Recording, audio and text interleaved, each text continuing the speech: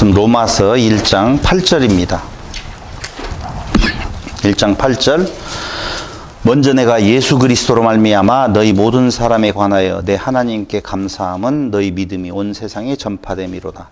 내가 그의 아들의 복음 안에서 내 심령으로 섬기는 하나님이 나의 증인이 되시거니와 항상 내 기도에 쉬지 않고 너희를 말하며 어떻게 하든지 이제 하나님의 뜻 안에서 너희에게로 나아갈 좋은 길 얻기를 구하노라. 내가 너희 보기를 간절히 원하는 것은 어떤 신령한 은사를 너희에게 나누어 주어 너희를 견고하게 하려 함이니 이는 곧 내가 너희 가운데서 너희와 나의 믿음으로 말미암아 피차 아니함을 얻으려 함이라. 아멘. 바울은 지난 시간 복음을 위하여 택정함을 입었다라고 말하면서 사실은 그 택정함을 입게 되어진 장소가 다메섹 도상에서 소명받았다라고 말씀을 드렸어요. 그리고 그 전에 전주에서 특강으로 바울이라고 하는 주제로 메시지를 전할 때에 다메섹 도상에서 무슨 일이 있었는가에 대한 내용을 말씀을 드렸습니다. 그 다메섹 도상에서 있었던 중요한 요소 하나가 바로 부활이라고 하는 주제였었고, 두 번째는요, 화해의 복음이라고 말씀을 드렸었죠. 그런데 그 복음을 하나님의 아들에 관한 것이다 라고 말하면서 그 하나님의 아들은 다윗의 혈통에서 나셨고 바로 부활하셔서 하나님의 아들이심을 증거했다. 그러므로 하나님의 아들 복음은 예수 그리스도이시다 라고까지 지난 시간 말씀을 드렸습니다. 그럼 오늘 바울이 이 로마서를 쓰게 된 직접적인 원인은 말씀드린 대로 자기에게 주어진 소명, 그것이 이방인에게 복음을 전하는 사도로 부르심을 입었다라고 하는 내용에서 그는 1차, 2차, 3차 전도여행을 끝내고 그 와중에 고린도 지역에서 로마를 향하여서 편지를 쓰게 되는데 바로 로마 성도들의 도움을 받아서 스페인이라고 하는 오늘날로 말하면 땅끝까지 이르러 복음의 증거를 위하여서 그들의 도움이 절실하게 필요했었습니다. 그러려고 보면은 로마의 성도들과 바울이 가지고 있는 복음이 바울이 전한 복음으로 인하여서 로마 교회가 생긴 것이 아니기 때문에 그들에게 있어서 바울은 한편으로는 이상한 소문도 들렸었지 않겠습니까? 바울은 원래 교회를 핍박하던 자였었다라고 하는 의문도 있었지요. 그래서 그들에게 그가 가지고 있는 복음이 너희에게 전해진 복음하고 똑같다라고 하는 내용. 그럼 서로 복음을 나누다 보면은 안위함이 있겠죠. 그런 내용들이 오늘 읽었던 내용 중에 하나로 들어갑니다. 그래서 바울은 오늘 1장 10절, 11절, 13절, 15절에서 난 너희에게 가기를 원한다라고 하는 내용을 굉장히 여러 번 말을 해요. 보세요. 1장 10절. 어떻게 하든지 이제 하나님의 뜻 안에서 너희에게로 나아갈 길 좋은 길 얻기를 구하노라. 11절에도 또 나와요. 내가 너희 보기를 간절히 원하는 것은 이라고 나오죠. 보기 원한다, 가기를 원한다. 그러면서 13절에 보면 또 이렇게 나오죠. 형제들아 내가 여러 번 너희에게 가고자 한 것을 이라고 말을 하지요. 15절에도 같은 내용이 나오는데 그러므로 나는 할 수 있는 대로 로마에 있는 너희에게도 복음 전하기를 원하노라. 가기를 지금 원하는 그 마음을 그대로 지금 표현하고 있어요. 왜요? 왜 바울은 로마에 있는 성도들을 만나고 로마로 가기를 원하는 건가? 첫 번째는 그 말씀 그대로 11절에서는 신령한 은사를 나누어 주어서 너희를 견고케 하려고 한다 그 말이죠.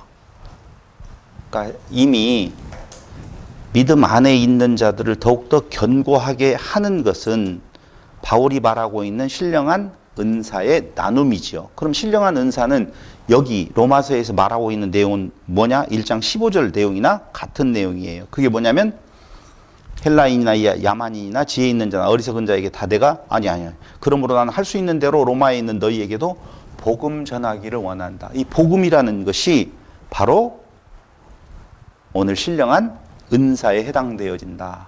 보시면 돼요. 우리는 신령한 은사 하면 떠오르는 것이 뭐예요? 병 고치는 거, 방언하고 뭐 이런 거. 그럴지도 모르겠지만 아니에요. 여기에서 말하고 있는 내용은 말씀을 통한 복음 전함이 신령한 은사라 그 말입니다. 그걸 나누어 주기를 원한다는 것이죠. 그러면서 1장 12절에는 또 이렇게 표현하고 있습니다. 이는 곧 내가 너희 가운데에서 너희와 나의 믿음으로 말미암아 피차 아니함을 얻으려 함이라. 바울이 말하고 있는 너희와 나의 믿음으로 피차 아니함을 얻으려 함이다라고 표현하고 있어요. 그러니까 서로 맞는 믿음끼리는 안위함이 있을 수밖에 없어요. 여러분들과 저와 믿음이 만약에 다르다. 오늘 조금 이따 나올 다음 시간에 나올 예정이구나. 여러분들이 가지고 있는 그 믿음 안에서 칼빈주의와 알미니안주의, 칼빈과 웨슬레라고 하는 두 존재가 있어요. 하나는 믿음을 강조하는 것 같고 하나는 행위를 강조하는 것 같거든요. 근데 그것이 관점이 어디를 기준으로 놓고 보느냐에 따라서 확연히 갈라지는 부분이 있단 말이죠. 근데 마찬가지로 강단에서 말씀을 전하는데 듣는 사람들이 달리 들을 수 있고 저거 아닌데라고 하면 안위함이 없잖아요. 그런 것처럼 바울은 자기가 지금 가지고 있는 그 안에 가지고 있는 그 복음의 메시지는 너희가 받은 복음과 똑같다라고 할 때 서로 간에 안위함이 있어서 그 복음을 서로 나누어서 확인해보고 맞다면 그 다음에 하는 일은 뭐밖에 없어요? 바울을 도와서 복음이 땅끝까지 이르는데 그들의 역할을 기대하고 있는 부분을 말을 해주고 있습니다. 그러면서 뭐라고 이야기하느냐? 1장 13절로 14절에 보면 바울은 모두에게 빚진 자라고 말을 하면서 복음을 전하여서 열매를 맺게 하려 한다. 그 모두에게 빚진 자라고 할 때 모두는 헬라인과 유대인에게. 근데 헬라인과 유대인뿐만 아니라 거기에 보면 야만인이라고 하는 내용도 나오잖아요. 혹시 헬라인과 유대인의 구분은 알겠어요? 야만은 누구를 말하죠? 송 집사님. 저요. 정답입니다. 어떻게 그렇게 정확하게 센스 있어요? 그러니까 이렇게 보시면 돼요. 당시에 로마가 지배하는 세계를 헬라 문화권이라고 보거든요. 그럼 헬라 문화권 밖에 있는 자들을 야만인이라고 이렇게 표현을 하거든요. 그러니까 유대인과 헬라인과 그리고 야만인에게 모두 다 바울은 빚진 자라 그 말입니다. 이 말이 뜻하는 바가 뭐냐면요. 복음은 유대인의 것만이 아니요. 헬라인의 것만도 아니요. 야만인까지 다 포함되어 있는 모두에게 해당되어지는 복음이다라고 하는 내용이에요. 그래서 바울은 이방인의 사도로 부르심을 받았다. 그 소명을 그렇게 표현하고 있는 거거든요. 근데 바울이 지금 이야기하는 내용이 아까 이야기한 것처럼 화해의 복음이라고 하는 내용, 이게 얼마나 중요한지 몰라요. 그럼 화해의 복음은 근거를 어디에서 찾아야 되는 건가? 창세기 아담에게서 찾아야 된다 이거죠. 아담은 유대인이 아니에요. 그렇죠, 권사님? 맞죠? 정신 차리고요. 다시 한번요. 아담은 유대인이 아니에요. 그럼 헬라인이에요? 헬라인도 아니에요. 야만인이에요? 야만인도 아니에요. 그래서 모두 다가 그 안에 포함되어져 있는 거거든요. 그래서 하나님의 창조의 계획은 모든 자에게 이르는, 이렇게 말을 하면 이제 알미니안주의 쪽이냐 아니면 요한 웨슬레 쪽이냐라고 말을 할 수가 있는데 그건 신학적인 부분에 있어서 하나님의 전권에 대한 내용을 이해하지 못하기 때문에 하는 이야기니까 그건 나중에 이야기를 하도록 하고, 오늘 바울은 모두에게 빚진 자로서 복음을 전하여서 열매를 맺게 하려 한다라고 말을 하면서 이 복음이라고 하는 것이 바로 뭐냐면은 모든 믿는 자에게 구원을 준다. 모든 믿는 자에게 구원을 주는 하나님의 능력, 그건 유대인, 헬라인, 야만인까지 모두 다 포함되어져 있다고 말을 해요. 왜 이렇게 강조하느냐면요, 지금 신앙 뭐라고 할까요? 종교적인 부분에 있어서 유대인들이 자기 안에 가두어 놓고 하나님을 가두어 놓고 다른 그 담 밖에 있는 자들을 짐승과 같이 취급하는 데 있거든요. 그래서 그 담을 허시는 내용, 그게 이 땅 위에 오신 예수님의 목적이에요. 근데 그것을 누구를 통해서 전하느냐면은 바울을 통해서 전달을 하거든요. 그래서 모든 믿는 자에게 구원을 주는 하나님의 능력이라고 굳이 말하는 내용은 바로 유대인과 헬라인과 야만인의 구분이 없는 복음을 이야기를 하고 있는 것입니다. 그렇기 때문에 복음에는 하나님의 의가 나타나서 믿음으로 믿음에 이르게 한다. 여기 복음에는 하나님의 의가 나타났죠. 그런데 믿음으로 믿음에 이르게 한다. 우리 로마서 4장 3절을 한번 보세요. 성경이 무엇을 말하느냐? 아브라함이 하나님을 믿음에 그것이 그에게 의로 여겨진 바 되었느니라. 이렇게 말을 해요. 자, 보자고요. 아브라함이 의롭게 되어지는 것은 하나님의 은혜로 된 거예요. 아브라함의 공로? 아브라함의 신앙적인 고백? 아브라함의 이거 헷갈리지 않아요? 하나님의 은혜죠. 근데 여기 보면 아브라함이 믿었다라고 말을 해요.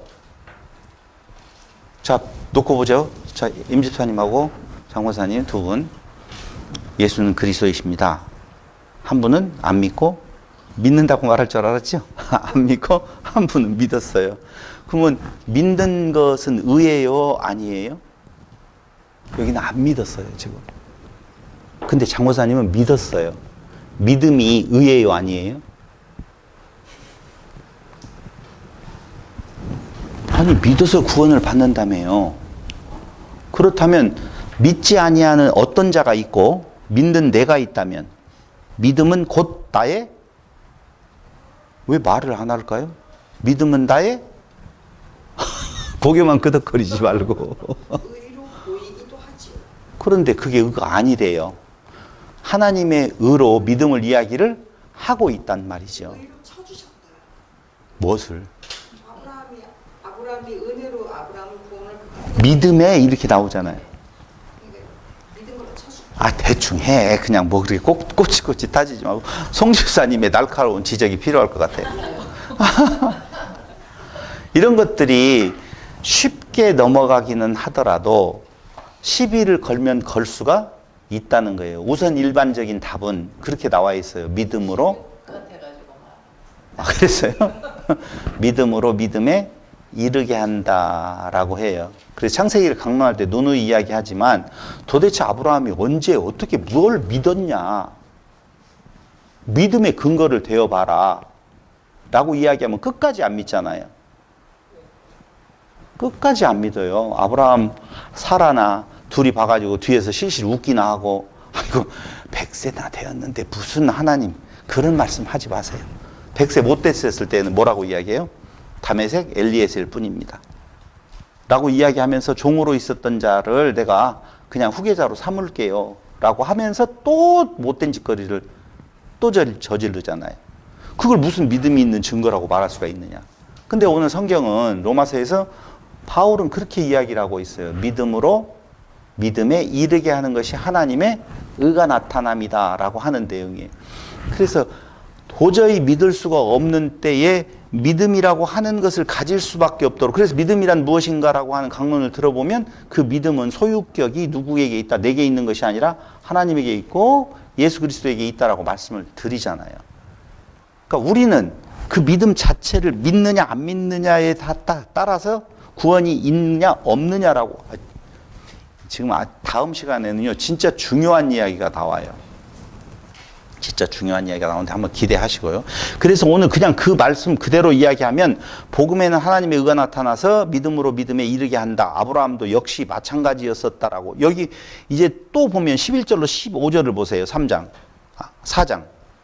11절로 15절. 그가 할례의 표를 받은 것은 무할례시의 믿음으로 된 의를 인친 것이니, 이 믿음으로 된 의라고 할 때 그 믿음이라고 하는 것이 아브라함의 것이 아니다라고 하는 것은 로마서를 통해서 말해주고 있는 바울은 믿음을 갖게 하신 그 믿음이다라고 보시면 돼요. 일단 설명은 그렇게 보시면 돼요.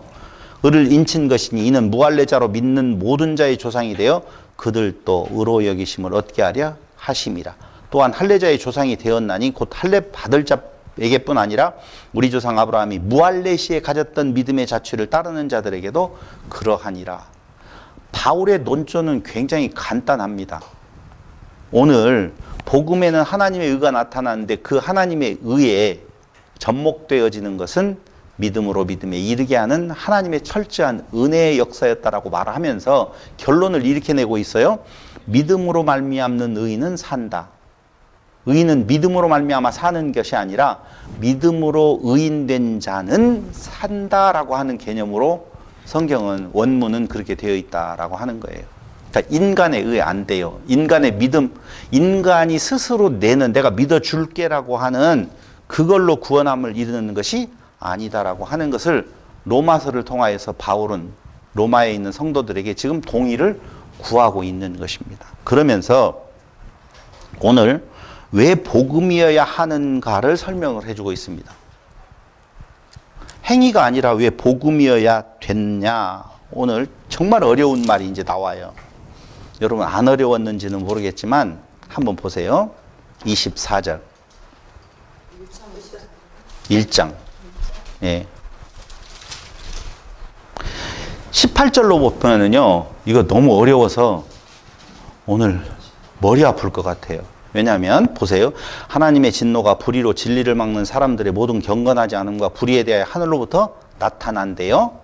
이는 하나님을 알만한 것이 그들 속에 보임이라. 여기 18절부터 시작을 해가지고 32절까지 보면은요, 그들이라고 하는 단어가 계속 연달아 나와요. 한번 보시자고요. 한번 보겠습니다. 거기 이렇게 나와요.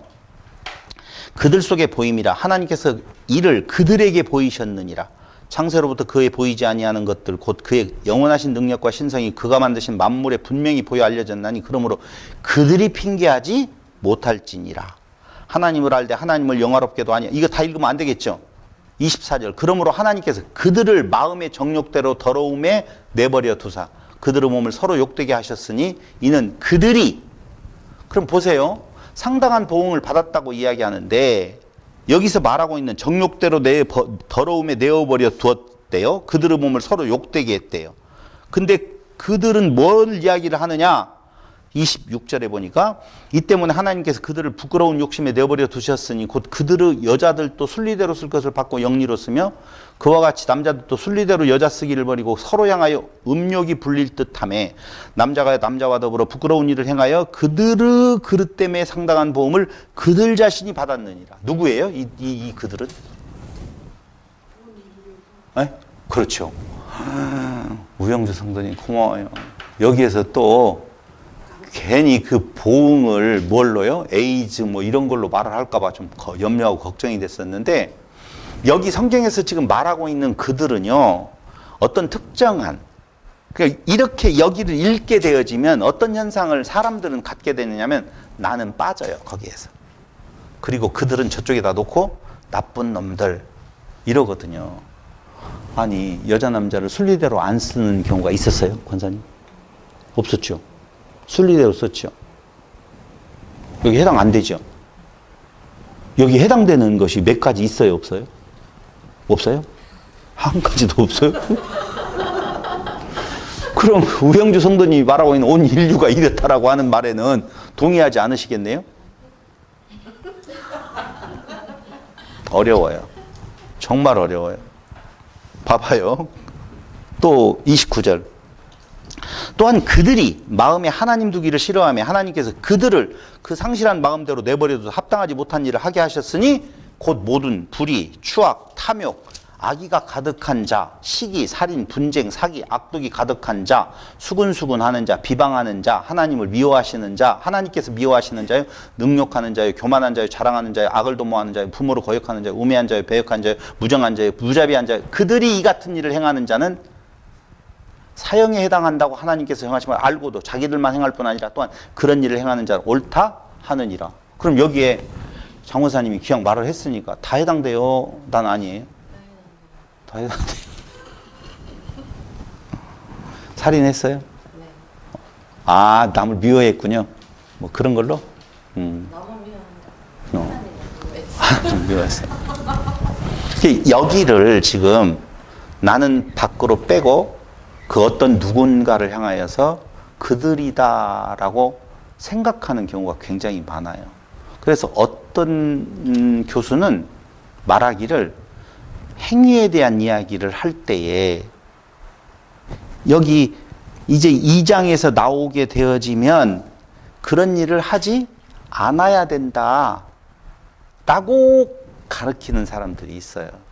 아니요, 그 말을 하려고 하는 것이 아니에요. 로마서에서 지금 1장과 2장에 거쳐서 말씀하고 있는 그 내용은 그들이 내 밖에 어떤 누군가가 있는 것이 아니라 모두 다 그런 존재다라고 하는 것을 말해주고 있는 거예요.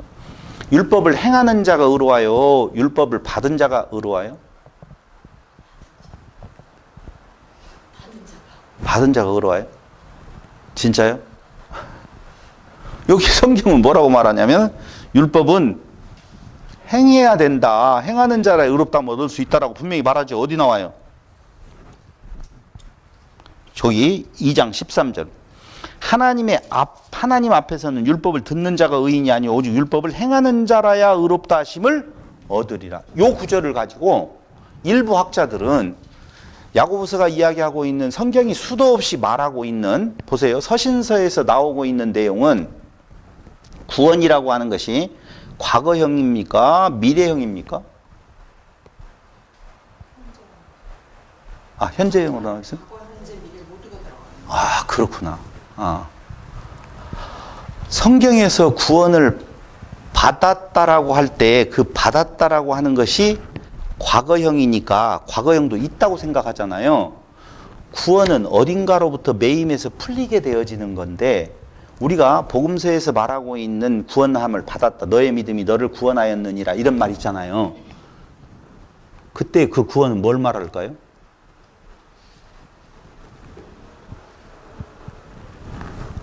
아, 성경 진짜 다음 주에 하려고 그랬는데 미리 나오면 안 되는데. 다시 서집사님. 너의 믿음이 너를 구원하였느니라 라고 이야기할 때에 너를 구원했다라고 하는 그 구원은 무엇을 말할까요?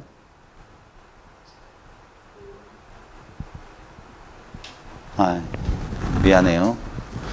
성경에서 말하고 있는 과거의 구원함을 말하고 있는 내용들은 어떤 것으로부터 해방을 이야기를 하는데, 그때 당시에 너의 믿음이 너를 구원하였다라고 이야기하는 것은 병자가 와서, 아니면 병자를 둔 어머니가 와서 그 상태에서 나아지기를 원하잖아요. 나아지기 원할 때 너의 믿음이 너를 구원하였느니라 라고 하는 말은 그 상태에서 벗어났다는 의미지, 우리가 말하고 있는 그 구원을 말하는 거 아니에요. 근데 우리는 구원하였다, 구원자만 들어가면 바로 어디로 가고 싶어요? 영원한 구원으로 가고 싶어요. 근데 성경은 그렇게 말 안 해요. 너의 구원을 이루어라. 그렇잖아요. 성경에서 구원이라고 하는 내용을 이야기를 할 때 그런 개념으로 이야기를 해요. 그래서 많이 달라요. 근데 사람들은 구원을 과거형으로 말하고 싶지 미래형으로 말하고 싶지 않거든요. 나는 구원 받았다라고 하는데요. 그게 이제 예정론하고 같이 묶어서 하나님의 전적인 주권에 대한 문제를 인간의 구원으로 가지고 와서 인간 편리할 대로 써먹을 뿐이에요. 근데 오늘 여기에서 말하고 있는 내용, 율법은 듣는 자가 아니라 행하는 자라 의롭다라고 말하죠. 그럼 율법을 행해야 돼요? 안 행해야 돼요? 행해야 되는데 그럼 아드님이 옆에서 도와주세요. 행해야 되는데 행할 수가 없대요. 그런 법을 하나님께서 주셨어요. 좀 이상하지 않아요? 그 하나님? 듣는 자가 아니라 행하는 자가 의롭다고 했잖아요. 행해야 될 거 아니에요. 아, 다른 데는 믿음으로 구원 얻는다고 했는데요. 그러니까 그럼 성경이 모순이 있네요. 그러니까 성경은 모순이 있는 성경을 우리가 진리로 받아들일 수 없잖아요. 그럼 버려야 되잖아요. 어디까지 가냐? 너무 몰면 다음 주에 안 나온다고 할지도 모르니까 이 대목에서 정리할게요. 오늘 성경에서 지금 말하고 있는, 요 대목에서 말하고 있는 내용들은 유대인이나 헬라인이나 너희가 율법을 듣는 자가 있어요. 율법을 듣지도 못한 자가 있어요. 근데 둘 다 무엇이래요? 다 죄 아래 놓여 있대요. 그걸 말하는 거예요. 너희가 율법을 받았다고 지금 자랑하느냐? 율법은 듣는 자가 아니라 행하는 자라 의롭다. 그 말은 할 수 없어. 너도 불의해. 그 말이에요. 모두 다 불의해. 그 말이에요. 그래서 뒤에 가서 그렇게 이야기를 해요. 유대인들도 헬라인들도 이방인들도 전부 다 불의해. 그걸 지금 로마서에서 이야기를 하고 있어요. 누가? 바울이. 누구에게? 로마에 있는 성도들에게. 그러므로 그 당시에 전해졌던 복음은 인간은 모두 다 불의하다는 거예요. 그래서 그 내용을 지금 1장과 2장에서 쭉 설명해 가고 있는데, 우리는 그 내용을 보고 행해야 되느냐? 안 행해도 되느냐? 야, 행하라고 했네? 근데 우리가 행할 수가 없네. 여기에서의 갈등이 얼마나 진짜 심각한지 몰라요. 근데 결론을 어떻게 내고 있느냐면요. 보세요. 다시 한번.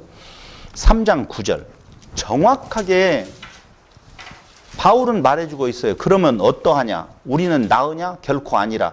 유대인이나 헬라인이나 다 죄 아래 있다고 우리가 이미 선언하였느니라. 유대인이나 헬라인이나 다 죄 아래 있다 이거예요. 야만인은 죄 아래 있어요. 죄 아래 있대요? 그럼 죄는 뭐예요? 그렇죠. 참, 전도사님이셔. 사람인 것이 죄라고요. 봐봐요. 유대인도 죄 아래 있고 헬라인도 죄 아래 있고 야만인도 죄 아래 있어요. 그러면 유대인, 헬라인, 야만인은 모든 인류잖아요. 모든 인류가 다 죄 아래 있다. 그러면 결론은 뭐예요? 사람인 것이 죄다라고 하는 것이죠. 왜 사람으로 태어나셨어요?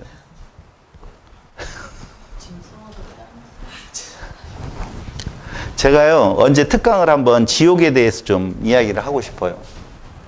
지옥. 뭐가 지옥이에요? 예?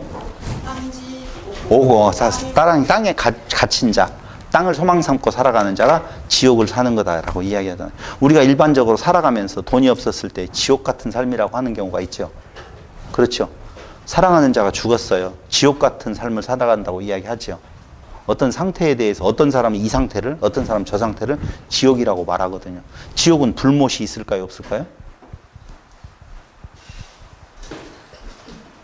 왜 말을 못해요? 그냥. 그러니까 그런 것들을 사람은 생각으로 이야기를 하는 거예요.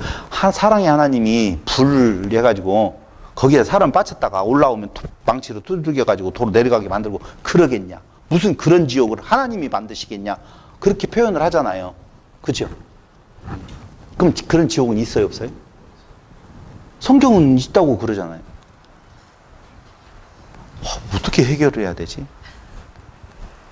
그래서 지옥이라는 주제로 한번 우리가 생각해 볼 필요도 있겠다라는 생각을 했어요. 이번에 강론을 준비하면서 아, 맞다. 사람인 것이 죄다라고 하니까 굉장히 홍익인간을 중시하고 있는 사람들 입장에서는 너무 과한 이야기다.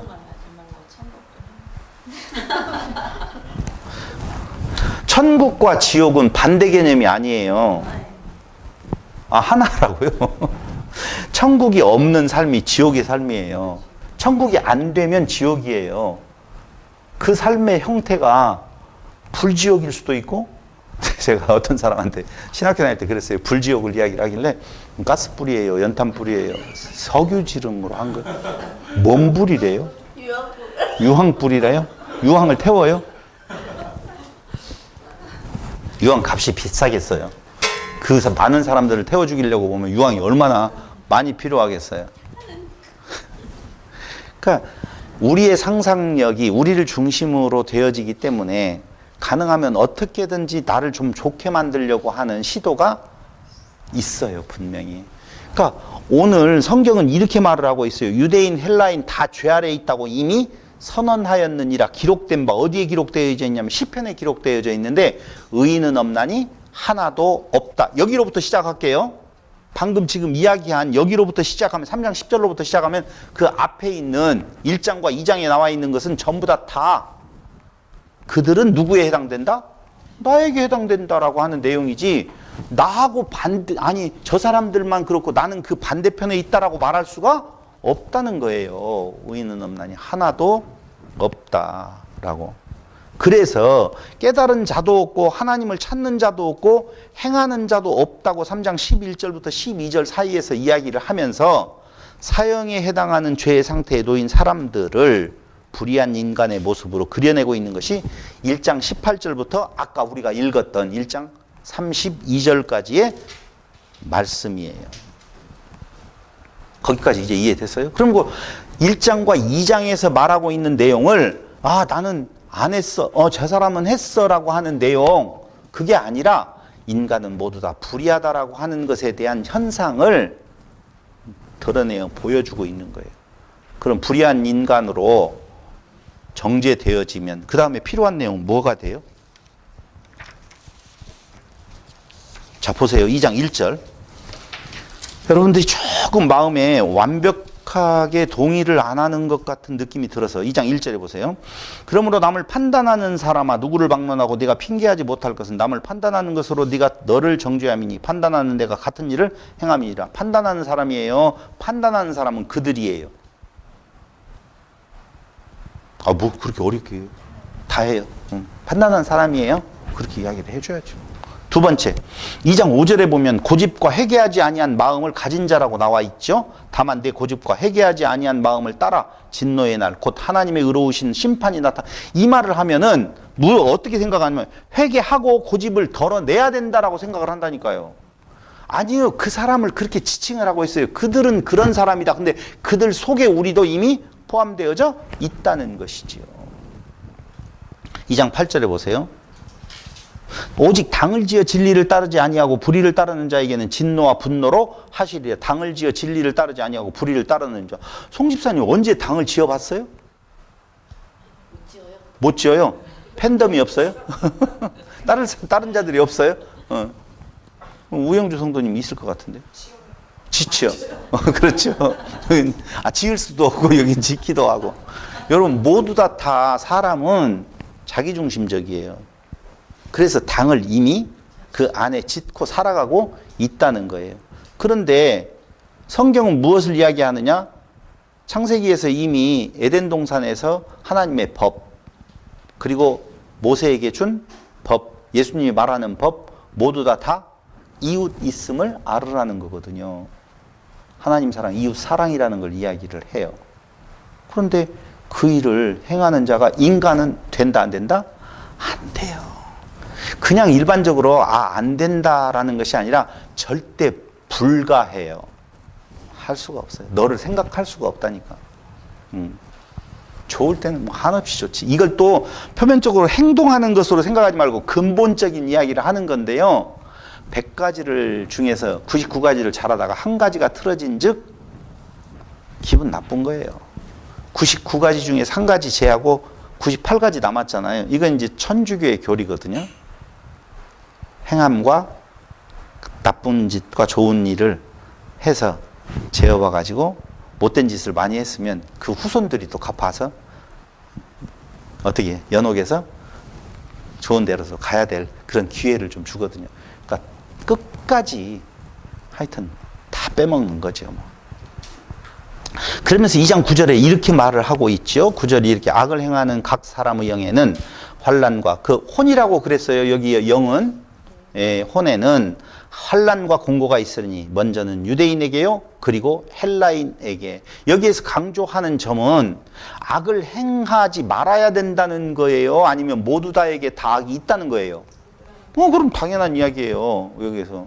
근데 유대인들은 자기들은 의롭고 헬라인들 그 밖에 있는 자들은 다 거짓되다라고 생각을 하는 그들에게 오늘 바울은 모두 다 악을 행하는 자다라고 선언하고 있는 것이지요. 그럼 이 말을 종합적으로 해주는 말이 바로 무슨 말이냐면은 하나님은 외모. 그 외모는 누구를 말해요? 유대인. 이라고 해서 달리 보는 거 아니고 외모로 사람을 취하지 아니하시니 유대인과 헬라인 모두 다 죄인이다. 그럼 죄인이다 결론 났으니까 또 서집사님으로 갈 수밖에 없어요. 자, 죄인이 유대인과 헬라인도 다 죄인이래요. 그럼 답은 어디에 있어요?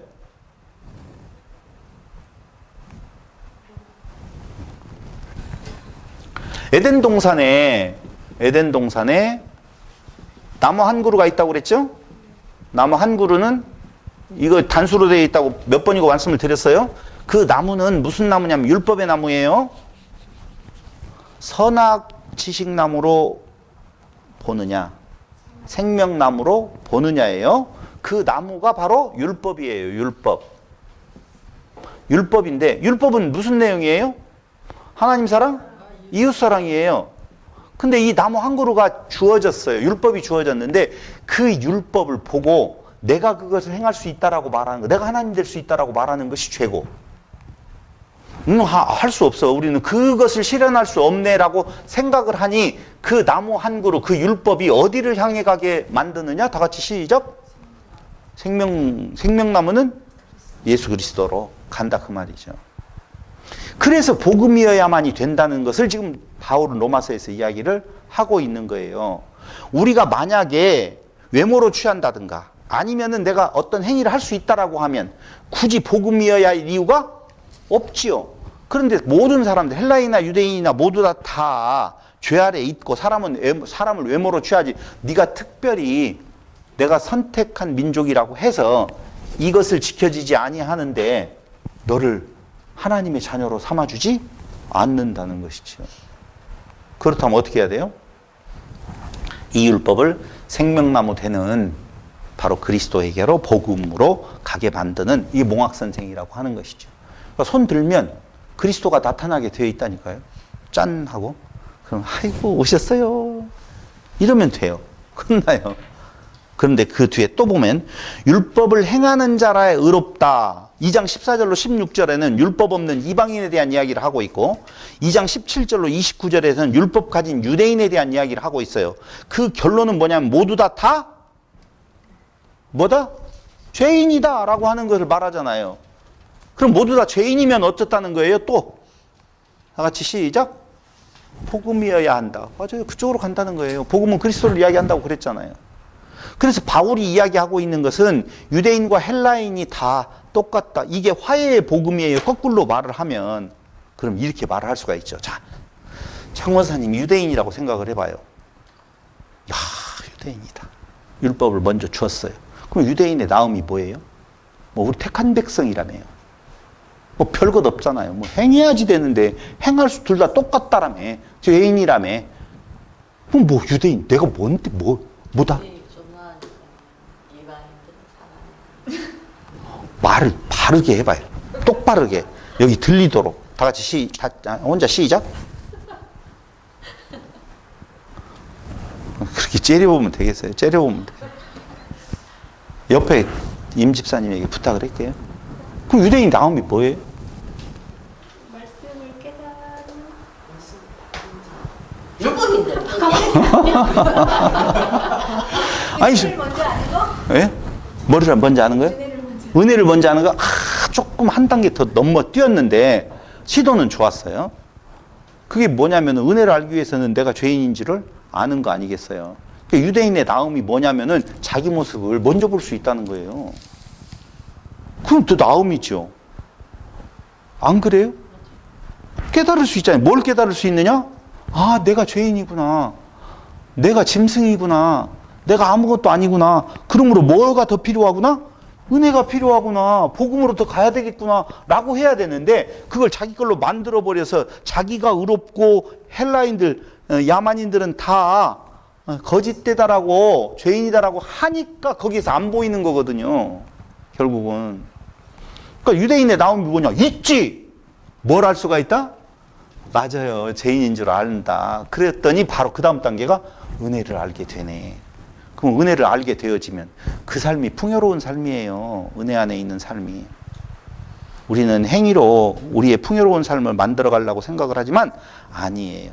그러니까 로마서에서 지금 1장과 2장에서 말해주고 있는 3장까지를 통해서 말해주고 있는 바울의 논조는 뭐냐면요. 헬라인과 유대인. 로마는 지금 헬라인과 유대인이 섞어져 있잖아요. 그 섞어져 있는 그들에게 화해의 복음을 전하면서 내가 가지고 있는 복음은 이런 거야. 라고 이야기하면 이 복음이 땅끝까지 가야 돼?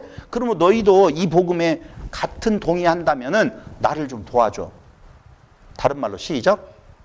돈 좀 줘. 그 말이거든요. 근데 돈 이야기만 하면 인상이 갑자기 좋다가 지금 헛웃음을 웃고 있는 모습을 보여주고 있어요. 제가 여러분들에게 내가 복음을 전하기 위해서 돈 좀 주면 안 될까? 그래서 타락했다고 할 거 아니에요. 아, 집 팔아서? 아이고, 주여, 어디로 가시나이까? 빨리 못을 하라고요. 없어요. 필요 없어요. 쓸 돈이, 쓸 필요가 없어요. 잘 알아서 벌어 쓰고 있어요.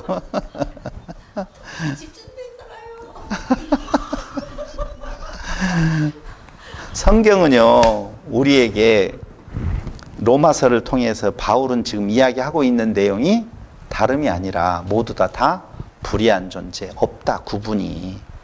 그런데 유대인에게 나은 점이 있다면 먼저 은혜를 알게 되어져서, 죄인인 줄 알게 되어져서 하나님의 은혜에 감동된 삶을 살아가는 거예요. 근데 여기에서 이제 문제가 3장으로 넘어가면서 4장으로 가게 되어지면 어떤 내용이 큰 문제가 되어지냐면 우리에게 있어서 가장 큰 문제 하나가 나타나게 되어져요.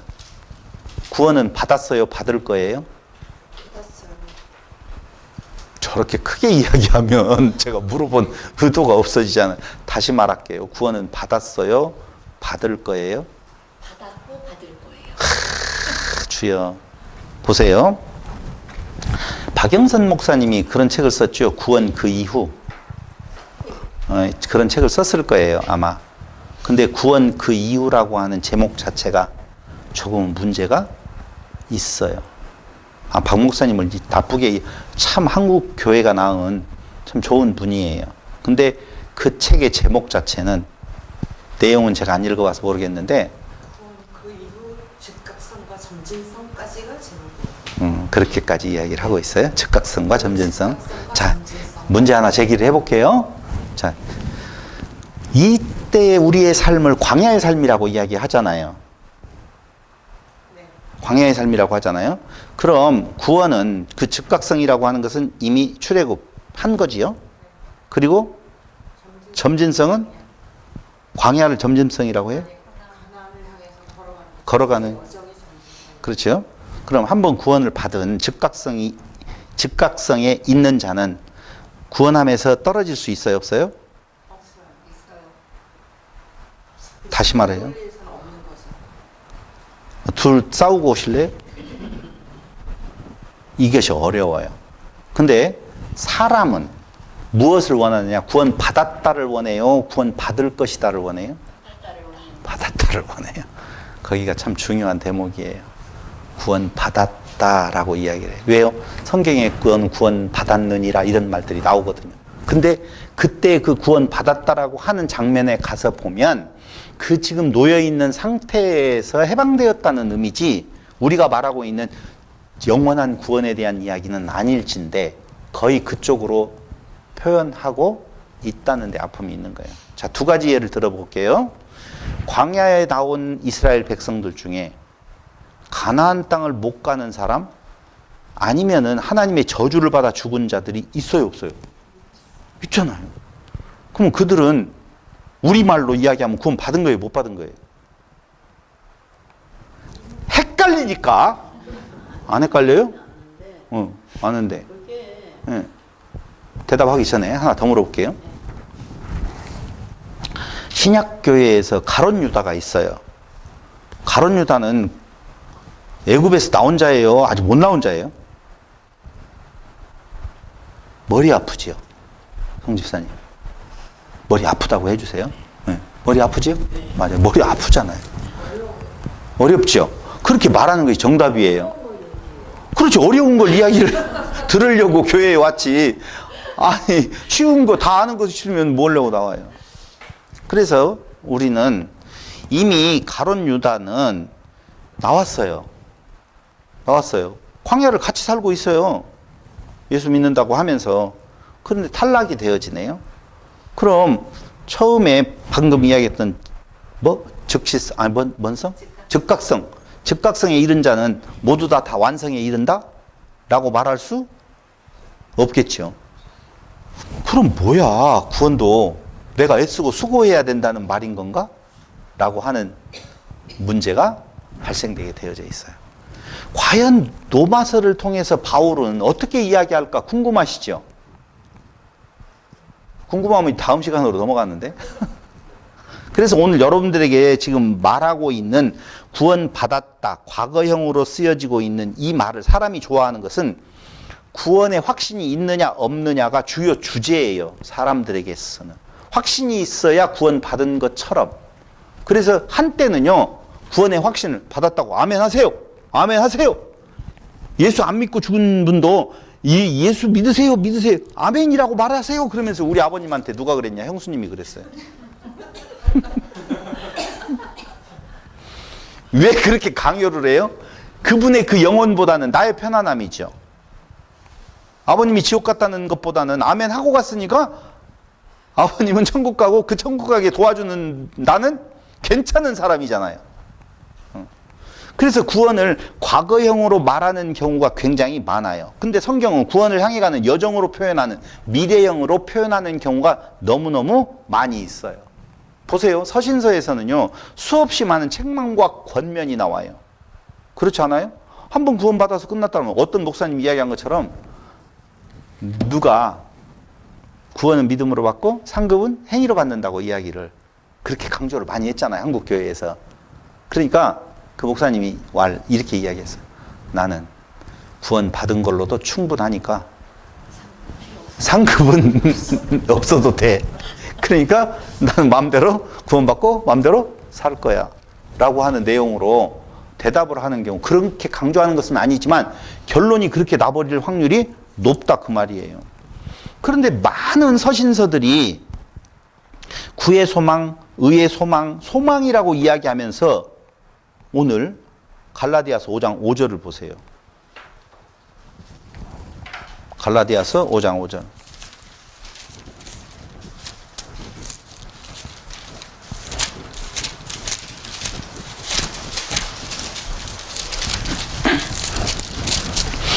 다 같이 시작. 우리가 성령으로 믿음을 따라 의의 소망을 기다리나니.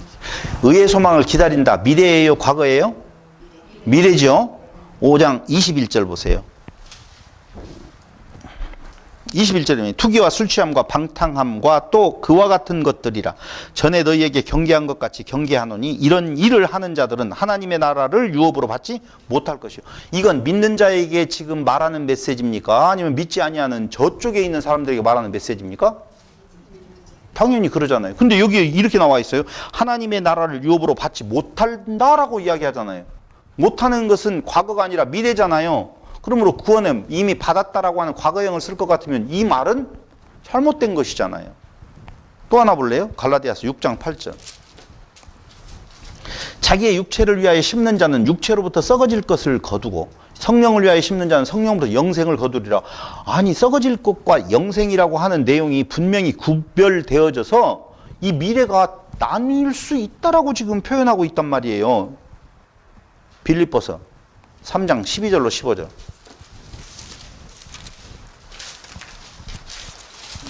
3장 12절로부터 15절. 내가 이미 얻었다 함도 아니요. 이러니 정말 머리 아파요. 얻었다 함도 아니요. 온전히 이루었다 함도 아니라 오직 내가 그리스도 예수께 잡힌 바 된 그것을 잡으려고 달려가노라. 형제들아, 나는 아직 내가 잡은 줄로 여기지 아니하고 오직 한 일, 즉 뒤에 있는 것은 잊어버리고 앞에 있는 것을 잡으려고 표대를 향하여 그리스도 예수 안에서 하나님이 위에서 부르신 부름상을 위하여 달려가노라. 그러므로 누구든지 우리 온전히 이룬 자들은 이렇게 생각할지니 만일 어떤 일에 너희가 달리 생각하면 하나님이 이것도 너희에게 나타내시라. 오직 우리가 어디까지 이르렀든지 그대로 행할 것이라. 그럼 이 내용으로 보면 과거가 아니잖아요. 지금 미래를 이야기를 하고 있는 것은 분명하다 그 말입니다. 그래서 구원의 목표를 향해 가는 사람, 이것이 소망이라고 지금 이야기를 하고 있어요. 그럼 우리의 삶은 과거형으로 구원을 바라봐야 돼요? 아니면 미래형으로 바라봐야 돼요? 그럼 구원에서 멀어질 수도 있나요? 뭐예요 그럼?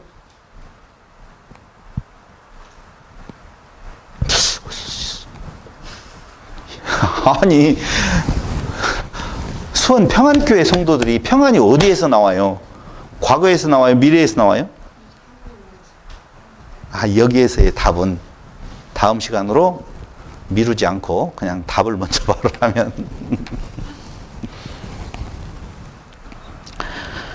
그래서 예수 천국이라고 말하는 것은 한때에 복음 증거에 아주 중요한 수단으로 쓰여졌지만 예수는 이퀄 천국이라고 말할 때 그것은 인간의 욕심이 가미된 거예요. 왜냐하면 구원의 주권은 하나님께 있어요. 그럼 오늘 믿음 안에 있는 자라고 말하는 자들은 과거에 있는 것도 아니고 미래에 있는 것도 아니고 그 삶의 본질이 현재에 있거든요. 그러니까 보세요. 율법을 어디에서 주었느냐 하면은 이스라엘 백성들에게 율법은 어디에서 주었죠? 광야에서 주었어요. 잘 알아맞혔어요. 박수 한번 쳐드릴게요. 그건 다 알아요. 그런 정도는. 뭐 특별히 아는 건 아니지만 말을 못하는 사람들에서 말을 했으니까 훌륭하다는 거예요. 그럼 광야에서 주었잖아요. 광야에서. 그렇죠? 광야에서 주었어요. 근데 그 광야에서 주면서 너희가 이 법을 가지고 어디 가서 써야 될 법이다? 가나안에서. 그것도 알아맞혔어요. 2번이나 맞췄어요. 가나안이에요. 그럼 광야에서 주었던 법이 가나안법인데 광야에서는 해당이 있을까요? 없을까요? 근데 왜 줬어요? 가나안에 가서 너희에게 할 법은 이거다라고 하면 될 텐데. 머리 굴리려고 하지 말고 네가 말해봐라 이렇게 하면 된다고요. 알았어요. 난 또 네가 말해봐라 할 줄로 알고 깜짝 놀랐어요. 자, 가나안 땅에 가서 이루어질 법이에요. 그게 하나님 사랑, 이웃 사랑. 그런데 그건 완성으로서의 법이라고 보면 여기에서는 그걸 한번 해보는 거예요. 그렇다니까요. 그러니까 우리가 광야에 지금 살고 있다고 말을 하잖아요.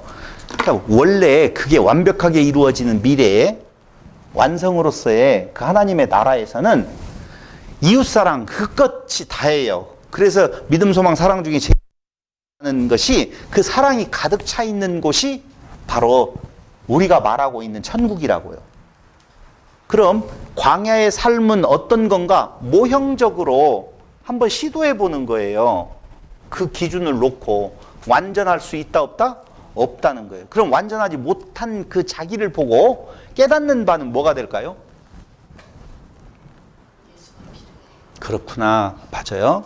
오호라 나는 곤고한 사람이구나. 끝까지 나를 중심으로 살아가려고 하는 내 안에 또 다른 법이 나를 괴롭히는구나라고 하는 사실을 알게 되는 것이죠. 뭘 통해서?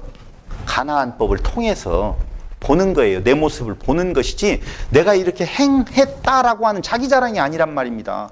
근데 교회는 오늘 자기 자랑 하라고 말을 해요. 또 교회는요, 그런 거 없어도 된다라고 하는 자기 안위를 스스로가 찾으려고 구원을 뭘로? 과거형으로 갖다가 삼아버리더라. 이게 굉장히 큰 아픔이 있는 것이라. 보세요. 빌립보서 1장 19절. 여기에 방해가 되어지는 구절이 이런 거예요. 빌립보서 1장 19절에 보면 이것이 너희의 간구와 예수 그리스도의 성령의 도우심으로 나를 구원에 이르게 할 줄 아는 거로.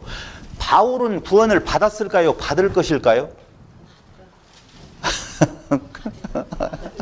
아니, 여기에서 말하고 있는 내용은 무슨 말이냐면 바울이 지금 너희의 무얼로? 간구와 예수 그리스도의 성령의 도우심으로 라고 내가 나를 구원에 이르게 할 줄 안다라고 할 때 이 말은, 이 구원은 무슨 구원?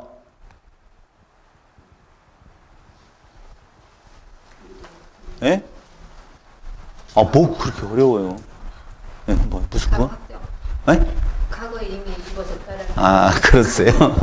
그러면서 왜 얼굴은 벌거러져요? 그러게요. 자신 있게 말해야죠. 예? 그냥 그 구원만 나오면 그쪽으로 다 가니까 아픔이 있다니까.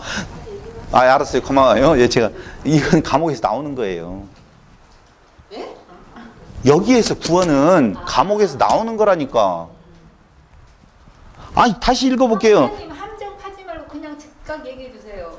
너무 많이 함정으로 알고 있어서 그래요.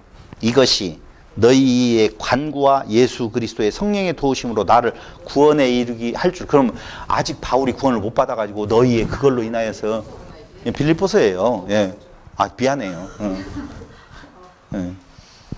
그러니까 여기에서의 구원은 우리가 생각하고 있는 그런 구원이 아니라 감옥에서 내가 나갈 줄로 안다. 너희들이 그렇게 생각하고 그리스도의 소원이 있다라고 보면 내가 여기에서 나가는 거 아니야? 이 구원인데 우리는 구원만 나오면 바로 이제 함정 안 파고 두 번째 질문. 마태복음 9장 22절. 안 팔게요. 걱정하지 마세요. 쉽게 이야기하셔도 돼요. 9장 22절. 한번 읽어볼까요? 다 같이 시작. 예수께서 돌이켜 그를 보시며 이르시되 따라 안심하라. 내 믿음이 너를 구원하였다. 이건 내 믿음이 너를 구원한 것은 어떤 구원? 상태에서 범한 그렇지요. 혈류증이 낫는 거예요.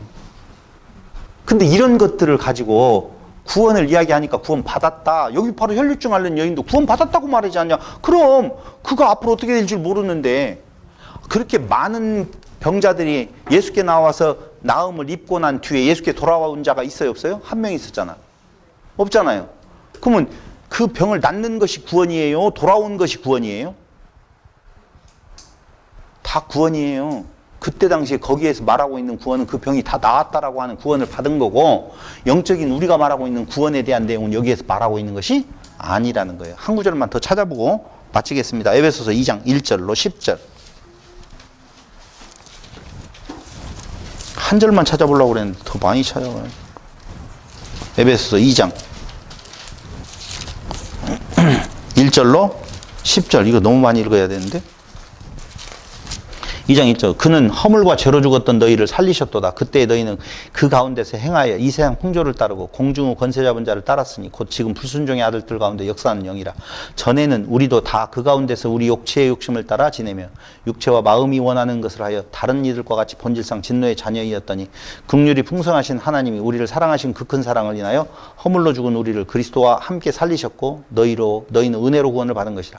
또 함께 일으키사 그리스도 예수 안에서 함께 하늘에 앉히시니 이는 그리스도 예수 안에서 우리에게 자비하심으로써 그 은혜의 지극히 풍성함을 오는 여러 세대에 나타내려 하심이라. 너희는 그 은혜에 의하여 믿음으로 말미암아 구원을 받았으니 이것은 너희에게서 난 것이 아니요 하나님의 선물이라. 행위에서 난 것이 아니니 이는 누구든지 자랑하지 못하게 함이라. 우리는 그가 만드신 바라 그리스도 예수 안에서 선한 일을 위하여 지으심을 받은 자니 이 일은 하나님이 전에 예비하사 우리로 그 가운데서 행하게 하려 하시며 행하게 하려 하심이니라. 결국 그 1차 구원이라고 하는 내용에 아까 이야기했던 애굽에서 출애굽했던 자들의 광야에서의 삶의 의미는 뭐예요? 행하게 하시려고 나오죠? 그게 무슨 행함인 건가? 보세요. 그리스도께서 이 땅 위에 오셔서 행하신 이웃사랑에 대한 내용이 있죠. 그럼 완전히 가나안 땅에 가기 전까지 광야에서는 그 모습을 본받아 살아가는 모습이에요. 근데 여기에서 이제 뭐가 걸림이 되어지느냐면 그냥 힘든 줄 알아요. 내 모습을 내 욕심대로 지금 현상에서 나타나거든. 근데 그걸 어떻게든지 카바치고 싶다고 그러죠? 어떻게든지 그러고 싶어 해요. 그런데 이제 요것은 다음 주로 가야 될 것 같은데 빌립보서 2장 12절만 한번, 다른 것들은 다 다음 주에 해보겠어요. 빌립보서 2장 12절.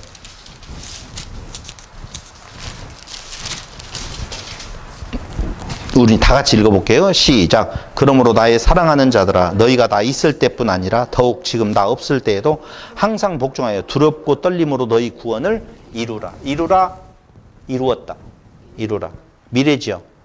그럼 여기 안에 이 말씀에 해당되어지는 자는 예수를 모르는 자들이 아니에요. 예수 안에 있는 자란 말입니다. 그런데 그 예수 안에 있는 너희들아 두렵고 떨림으로 너희 구원을 이루라 라고 하는 내용은 점진적인 구원의 완성이라고 하는 부분이 있다는 거 아니에요. 그 완성에서 탈락된 자가 가롯 유다이겠죠.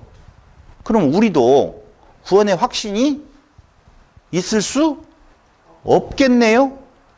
그러면 그것을 믿음이 있다고 말하지 아니하고 구원의 확신이 없으면 믿음이 없는 자로 삼아버리는 한국교회의 현실이 아픔이 있다 그 말입니다. 그러니 믿음의 확신이 있다고 말하는 자들의 삶은 오늘 그 믿음의 확신을 주장하고 있는 파 중에 가장 강력한 파가 뭐예요? 구원파요. 구원파라니까.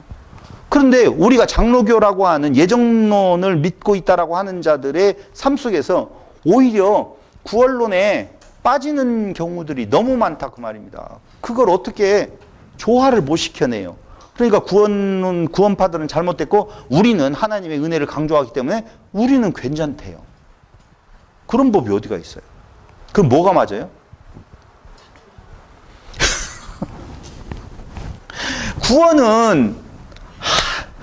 구원에 있어서 가장 중요한 개념 하나를 정립한다라고 보면 다 같이 구원은 미안해요. 그걸 말하려고 들으려고 하는 건 구원은 하나님의 주권이다라고 하는 거예요. 하나님의 주권에 있어. 예정론은 잘못됐어요. 예정론은 인간의 안위를 고착시키려고 하는 어불성설이에요. 그럼 예정은 맞아요? 맞아요.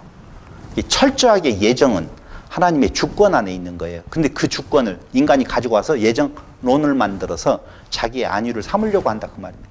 그럼 주권이 그분에게 있다라고 보면 그분 안에 있는 그 주권 아래 살아가는 자는 오늘 옷깃을 여미고 살아가요? 옷깃을 벌리고 살아가요? 확실히 해봐요. 여미어요? 빨리 여민다고 해주세요. 벌린 상태로 놓아줘. 오케이. 여미고 살아가는 것이지 벌리고 살아가는 거 아니라 그 말입니다. 그러니까 우리는 불안한 거예요. 내 삶에서 내 욕심이 계속적으로 나타나는데 이걸 구원을 못 받았다라고 이야기하자니 삶이 불안하고 이걸 받았다라고 좀 이야기를 해야 되잖아요. 근데 막 울지 마요. 울지 말고 이야기하세요. 고민을. 그렇구나. 지금 이야기하면 안 될 것 같고 고민을 이따 이야기하든지 또 끝나고. 그래서 하나님의 절대적인 주권 아래에 있는 자들은 그 주권 아래서 받은 사랑이 있잖아요. 그 사랑의 감격대에서 나타나는 것은 뭔만큼? 말씀만큼. 그 사랑의 메시지만큼 내 삶도 변화되게 되어 있는 건 당연한 거예요. 근데 그걸 자꾸자꾸 터부시한다 그 말입니다. 아니에요. 삶의 부분에 대한 내용이 당연히 바뀌어지게 되어 있어요. 그러나 온전하지는 않겠죠. 그럼 구원 못 받은 거예요? 아니에요. 그건 어디에 있다고요? 하나님의 주권에 있어요. 그래서 하나님의 주권에 맡기고 살아가는 삶의 오늘 바울이 고백하는 것처럼 오호라 나는 곤고한 사람이다. 그 기준에 놓고 보니 나는 끝없이 나를 추구해 가고 있는 자기의 모습을 본다 그 말입니다. 그런데 그가 본 내용이 다메섹 도상에서 부활의 주님을 받고 사랑에 대한 내용, 이웃에 대한 내용을 보게 되죠. 화목의 어떤 메시지를 그가 알게 되어지는 거거든요. 그래서 자기는 잡았다 함도 아니요, 뭐 이루었다 함도 아니라 이미 잡으려고 달려가는 그의 삶이 앞에 무엇이 있다 할지라도 어떤 것도 방해물이 될 수 없는 삶을 살아가는 것처럼 우리의 삶도 아마도 하나님의 절대 주권 아래에서 바울이 전하는 복음과 같이 우리가 야만인에 해당되어졌잖아요. 그렇죠? 근데 그 야만인도 오늘 그리스도의 자녀의 반열에 서게 되어진 하나님의 은혜, 그 은혜가 우리의 삶을 사로잡아 갈 때 또 이렇게 가야만이 연보가 나오는데 어디로 가요? 복음 전하는데 그 같이 하자라고 하는 내용이잖아요.